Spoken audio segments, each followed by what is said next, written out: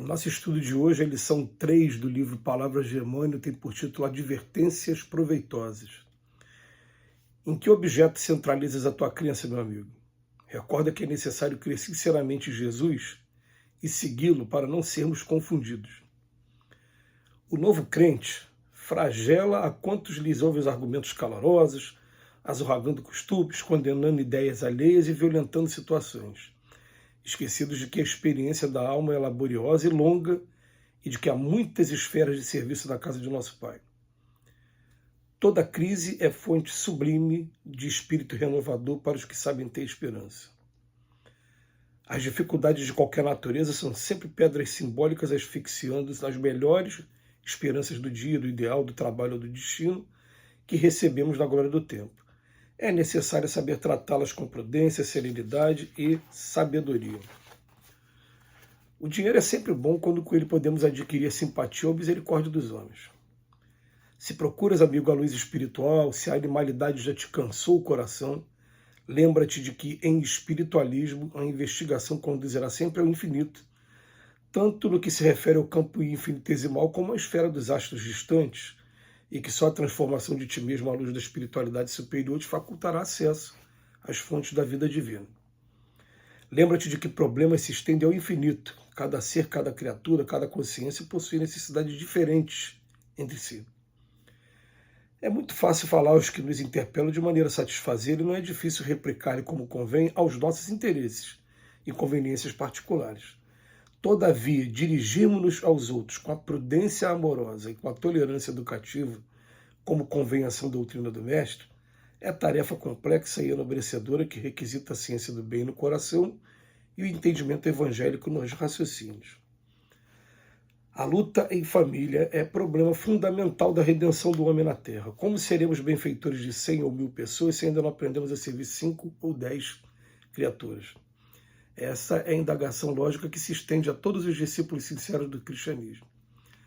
Saber não é tudo, é necessário fazer, e para bem fazer, homem algum dispensará calma e serenidade, imprescindíveis ao êxito, nem desdenhará a cooperação, que é a companheira direta do amor. A imaginação não é um país de névoa, de criações vagas e incertas, é fonte de vitalidade, energia e movimento. Nosso corpo espiritual em qualquer parte refletirá a luz ou a treva, o céu ou o inferno que trazemos em nós mesmos. A noção de cárcere como a dor do remorso nunca foi observada no horizonte azul, nem no canto dos pássaros, simplesmente porque residem dentro de nós mesmos. As mensagens edificantes do além não se destinam apenas à expressão emocional, mas acima de tudo ao teu senso de filho de Deus para que faças o inventário de tuas realizações e te integres de fato na responsabilidade de viver diante do Senhor. O pão do corpo é uma esmola pela qual sempre receberá a justa recompensa, mas sorriso amigo é bênção para a eternidade. Não te mortifiques pela obtenção do ensejo de aparecer nos cartazes enormes do mundo. Isso pode traduzir muita dificuldade e perturbação para teu espírito agora ou depois. Em toda tarefa, lembra-te do Cristo e passa adiante com teu esforço sincero.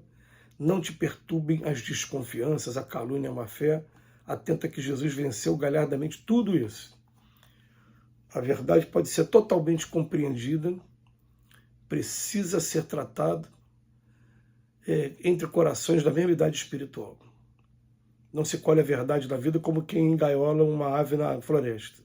A verdade é a luz, somente o coração alimentado de amor e o cérebro enriquecido de sabedoria podem refletir a grandeza.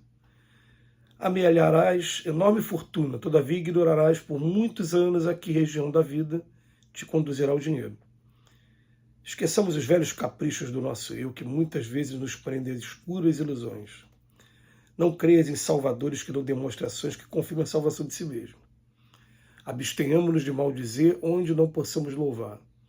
Hoje, como ontem, Jesus prescinde das nossas guerrilhas de palavras, das nossas tempestades de opinião, do nosso fanatismo sectário e do nosso exibicionismo nas obras de casca sedutora e miolo enfermiço. A gente percebe hoje um conjunto, mais uma vez, que é uma característica desse livro, conjunto de mensagens de livros diversos, livros que já haviam sido publicados. E as mensagens todas caminhando no sentido de que o cristão que realmente compreendeu o papel do Cristo, em primeiro lugar, ele aprende a respeitar todos do jeito que são. No primeiro lugar, o respeito. Cada um está vivendo uma etapa evolutiva, cada um está vivendo um gênero de prova, e se estamos aqui encarnados no mundo de expiações e prova, é porque cada um de nós ainda tem provas para serem vencidas. Ah, mas a matéria da prova que eu tenho que fazer é diferente da matéria do outro. Vamos respeitar a matéria do outro. Ah, eu já venci a matéria que o outro está passando. Não, mas não venci a que eu estou passando agora. Então, a hora que cada um começar, como diz o mestre, a prestar atenção na trave que tem no próprio olho, ao invés de ficar olhando cisco no olho do outro, a coisa começa a caminhar. Mas a mensagem, a gente percebe que ela o tempo todo ela está direcionando para essa preocupação que a gente tem às vezes de, por exemplo, a segunda mensagem, de fragelar quantos ouvem os nossos argumentos, sempre condenando ideias alheias e violentando situações, esquecidos de que a experiência da alma é laboriosa e longa e que há muitas esferas de serviço. Então ele vem o tempo todo nas mensagens dizendo que a gente tem que tratar todo mundo com prudência, serenidade e sabedoria. Muitas das vezes a melhor maneira da gente lidar com situações que são adversas ou contrárias à nossa opinião é a gente calando e mostrando com o exemplo. A gente não tem jeito, vai ter momentos em que nós precisamos errar para aprender. E aqueles que estão vivendo determinada situação, eles se acham corretos naquela situação que estão vivendo e vão precisar esgotar todas as formas daquela experiência. Não tem jeito, não tem para onde correr. O livre-arbítrio ele é respeitado em todo momento. Então é muito fácil falar aos que nos interpelam de maneira a satisfazê-los. Não é difícil replicar como convém os nossos interesses. Agora, dirigirmos-nos aos outros com prudência amorosa e tolerância educativa é que é o grande desafio. E é um desafio tão interessante que a gente vai pensar que tem algumas circunstâncias da vida que a gente é obrigado a passar por esse desafio. Eu estou dentro da minha casa convivendo com meus irmãos. Meus irmãos são muito diferentes de mim, mas são irmãos também, têm todos os mesmos direitos. Não vai ter como fugir disso. Eu vou para o meu trabalho profissional, dependo do meu trabalho. Vou ter que conviver com pessoas diferentes. Agora, quando a gente estiver na nossa casa espírita, convivendo com pessoas que são diferentes, em um serviço que é voluntário e que eu, de maneira inicial, acredito que eu não tenho obrigação de fazer aquilo, estou fazendo aquilo porque eu estou querendo, estou sendo voluntário, aí vai vir o desafio de você conviver com pessoas que são diferentes da gente e aprender a respeitar cada uma e até colaborar com cada um. Porque a gente fica pensando assim, muitas das vezes, né? Eu não faria dessa maneira se estivesse no seu lugar. Mas eu vou estar aqui para te ajudar dentro daquilo que você escolher fazer. Então, abstenhamos-nos de maldizer onde não possamos louvar.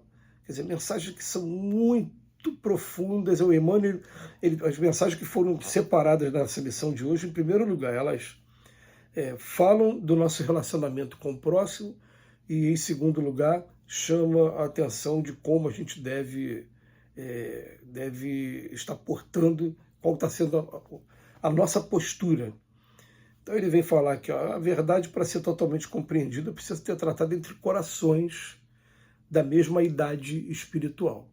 Então, a hora que eu encontrar pessoas que estejam no mesmo ponto, nível de experiência que eu, aí sim eu vou conversar sobre as mesmas coisas, a pessoa vai me compreender e vai acrescentar. Agora, se ela não estiver no mesmo nível de entendimento, ela vai ter as maneiras dela de compreensão, e uma das grandes imaturidades da humanidade é a gente querer convencer ou até mesmo impor para a pessoa que a pessoa pense exatamente da mesma maneira que a gente. É um dos grandes erros, e a gente começa a exercitar isso em família. E uma das mensagens que a gente vê aqui também hoje, que chama atenção sempre, vem falar para a gente, como é que a gente quer ser benfeitor de 100, de 1000 pessoas, se a gente não aprendeu a servir os 5 ou 10 criaturas que estão no nosso convívio dentro de família. Então vamos aproveitar as oportunidades de aprendizado e que Jesus nos abençoe hoje e sempre.